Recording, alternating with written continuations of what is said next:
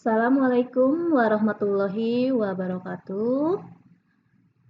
Apa kabarnya hari ini anak-anakku semuanya? Mudah-mudahan kita semua dalam keadaan sehat walafiat, tetap terlindungi dari segala macam mara bahaya dan tipu daya serta penyakit yang sedang kita hadapi saat ini.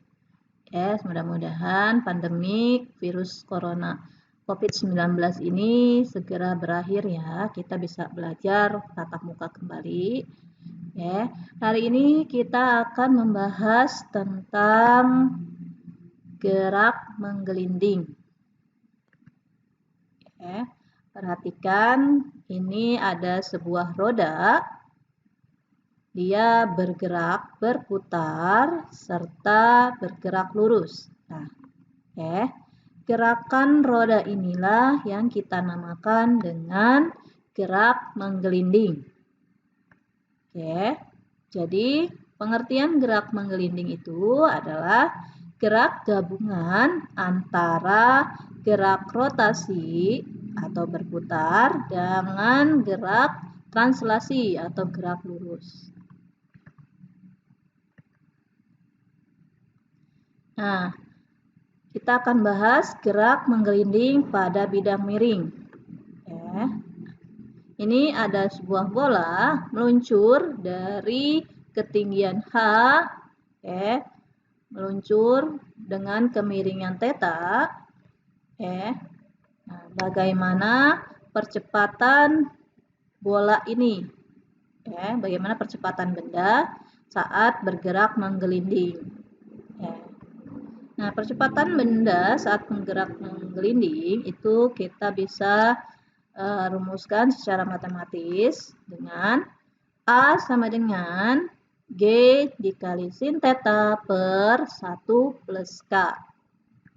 Oke. Nah, kemudian kecepatan benda saat sampai di dasar bidang miring ini kita bisa rumuskan dengan P sama dengan akar 2 kali G kali H per 1 plus K. Oke. Biasanya kan kita kalau gerak jatuh bebas atau gerak jatuh vertikal itu rumus untuk V-nya akar 2GH aja ya. Nah, untuk benda seperti ini, untuk benda yang berotasi dan meluncur, itu kecepatan pada saat di bidang miring ini, pada saat sampai di dasar bidang miring, itu dirumuskan dengan V sama dengan akar 2G kali H per 1 plus K. Oke, di mana V kecepatan dan K bilangan real inersia benda. Kemudian gerak menggelinding pada bidang datar. Contohnya, oke, perhatikan. Ini adalah permainan bola bowling. Jadi bola bowling ini ketika kita lempar, nah ini dia akan menggerak berputar dan lurus menuju apa nih? Pion-pion ini ya. Oke. Jadi ini namanya gerak menggelinding pada bidang datar. Bagaimana energi kinetik gerak menggelinding pada bidang datar ini? Jadi energi kinetik untuk gerak lurus atau gerak translasi itu seperti yang kalian sudah tahu, rumusnya adalah setengah mv kuadrat. Energi kinetik untuk gerak berputar atau rotasi kita rumuskan dengan setengah m-nya ini kita ganti inersia, v-nya ini kita ganti omega atau kecepatan sudut. Oke. Totalnya bagaimana? Untuk energi total gerak translasi dan rotasi pada benda ini kita rumuskan dengan setengah dalam kurung 1 plus K dikali mv kuadrat. Ini keterangannya, energi kinetik satuannya joule, massa satuannya kilogram, V kecepatan meter per second, omega kecepatan sudut radian per second, I momen inersia kilogram meter pangkat 2, K bilangan real dari inersia benda. Nah, kembali lagi ya. Untuk energi kinetik total, ini rumusnya sebenarnya adalah gabungan dari rumus Eka translasi ditambah Eka rotasi. Jadi kita bisa rumuskan seperti ini. Dari mana? Nah, inersia dijabarkan menjadi akan ada rumus mr kuadrat ya. Kemudian omega itu adalah V per R. Nanti rumus gabungannya akan menjadi seperti ini. Oke, ini rumus inersia. Kita ingat kembali ya. Untuk benda berupa titik itu mr kuadrat saja. Kemudian untuk benda panjang itu sepertiga ml kuadrat. Benda panjang diputar di ujung dan di tengah itu beda ya angka depannya. Nah, jadi yang namanya K, yang mana sih K? K itu adalah ini nih, angka-angka ini. Ini untuk benda titik berarti K-nya 1 nih. Biasanya angka 1 di sini nggak ditulis. Untuk benda panjang atau seperti tongkat, ketika tongkatnya diputar di ujung maka nilai K-nya sepertiga. Kalau diputarnya di tengah, nilai K-nya ini 1/12. Untuk bola berongga 2/3, untuk bola pejal 2/5, silinder berongga tipis 1 nih, silinder pejal setengah, silinder berongga setengah.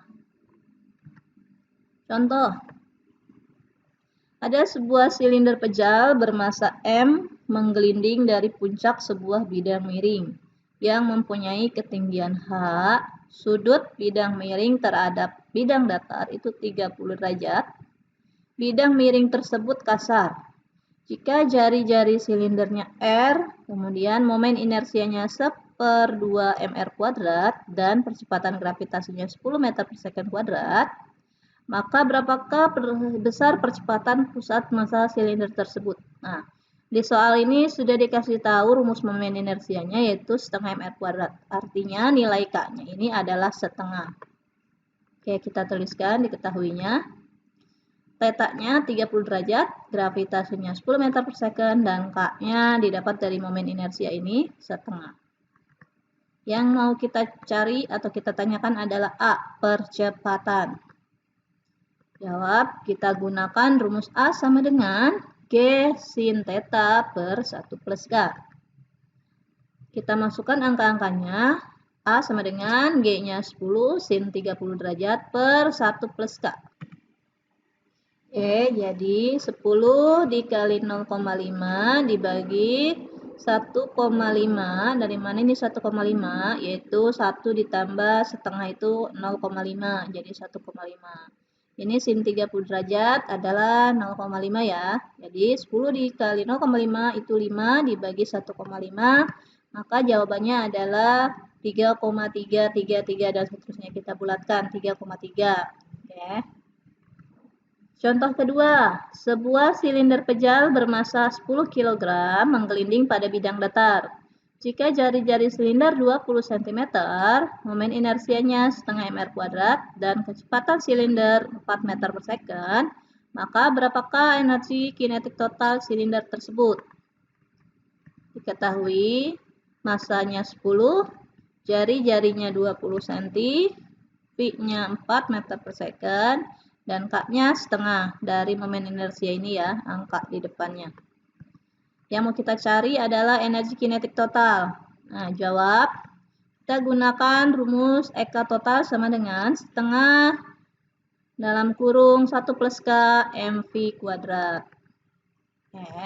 Ini energi kinetik totalnya setengah, 1 ditambah setengah dikali 10 kali 4 kuadrat. Nah, ini setengah itu 0,5, 1 ditambah 0,5 dikali 10. Nah, ini 4 kuadrat itu 4 kali 4, 16. Jadi dikali 16, terus dibagi 2. Jawabannya adalah 120 Joule. Baiklah. Untuk lebih memperdalam materi tentang gerak menggelinding ini, silahkan kalian kerjakan penugasan 2 buah soal ini secara mandiri, jujur dan bertanggung jawab ya. Sekian dari Ibu. Assalamualaikum warahmatullahi wabarakatuh.